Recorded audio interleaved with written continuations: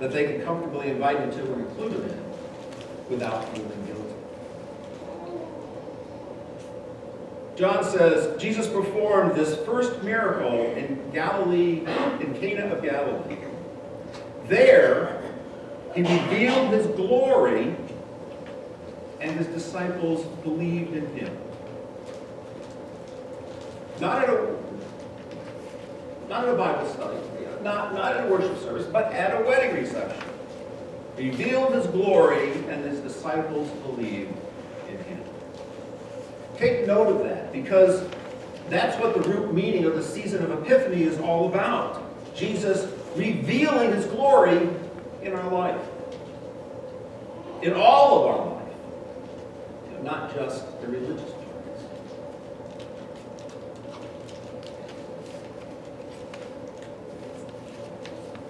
I suspect that most of us resist inviting Jesus into our lives, into the dark, drab, dreary little corners of our lives, because we're convinced that he wouldn't be caught dead there.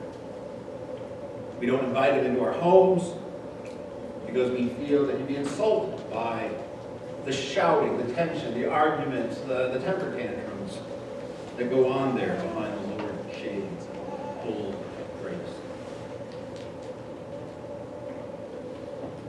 We keep Jesus from our jobs because they're so rote, routine, boring.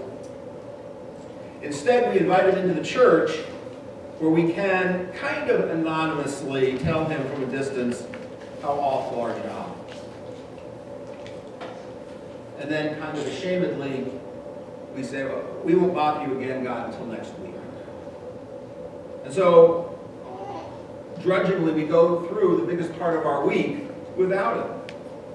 Because we think that God would only reveal his glory amidst surroundings with a cross and banners and a choir and an organ and ministers in flowing robes.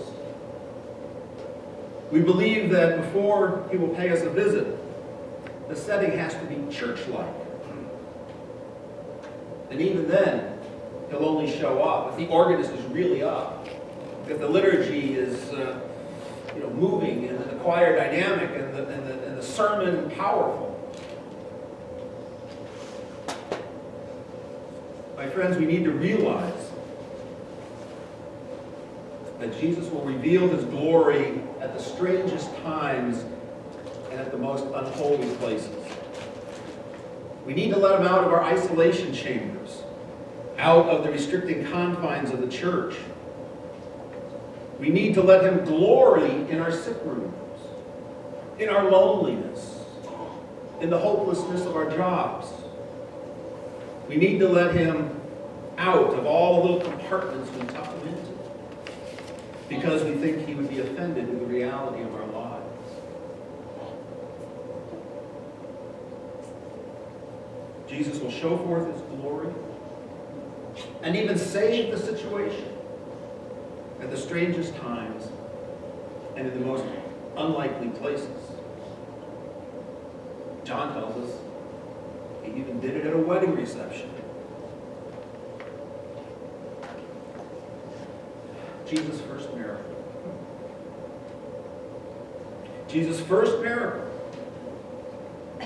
did not involve the dramatic conversion of a whole multitude of people with one dramatic sermon. Neither was it the healing of a sick person with a one-word command.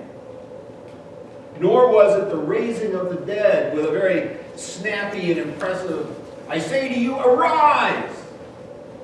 No. John shows us that Jesus will glory wherever we go. And wherever we are.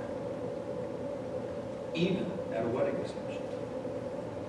For in the person of Jesus Christ, God is telling us, I love you in all times and in all places. Amen. Let us continue our worship by saying together what we believe, by joining in the unison affirmation of faith found on page 3 of your book. Will you please stand?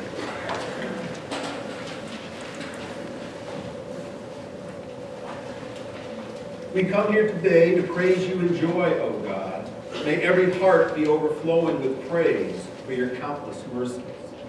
We rejoice in your bountiful provision. How often have you comforted us, strengthened us, or forgiven us? We rejoice that your mercies are uncountable. How often have you made our faltering tongues a witness to you? How often have you used our feeble limbs to minister to someone? We rejoice in your making us useful tools.